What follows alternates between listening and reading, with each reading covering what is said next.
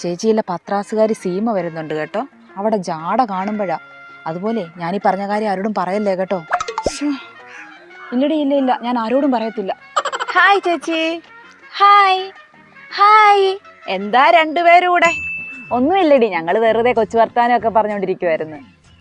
നടക്കട്ടെ. എടി സീമേ, രണ്ടുപേരുടെ വന്നപ്പോ തൊട്ട് തുടങ്ങിയതാ ചെവി കടിച്ച് പറിക്കാന്. ആരുടെയും കുറ്റോ കുറവോ ഒക്കെ ആയിരിക്കും. ഡീ, ഒരു വിവരം കിട്ടിയിട്ടുണ്ട്. ലളിതയുടെ മോളെ ആരുടെ കൂടെ ഒളിച്ചോടിയിട്ടുണ്ട് കേട്ടോ. ആണോ ചേച്ചി? എനിക്ക് അപ്പോഴേ തോന്നിയതാ. അവിടെയാ നടത്തവും ഫോൺ വിളിയൊക്കെ ഉണ്ടല്ലോ, അതൊട്ടും ശരിയല്ലായിരുന്നു. പിന്നെ നീ ഇനി ആരോടും പറയാനും നിൽക്കണ്ട കേട്ടോ. ഇല്ല ചേച്ചി, ഞാൻ ആരോടും പറയത്തില്ല. ചേച്ചിക്ക് എന്നെ വിശ്വാസം ഇല്ലയോ?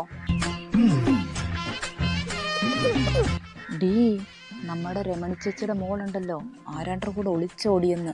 അവള് പ്രഗ്നന്റ് ആയിരുന്നെന്ന്. ആണോടി? അതായിരിക്കും കഴിഞ്ഞ ആഴ്ച അവള് ഛർദ്ദിക്കുന്നത്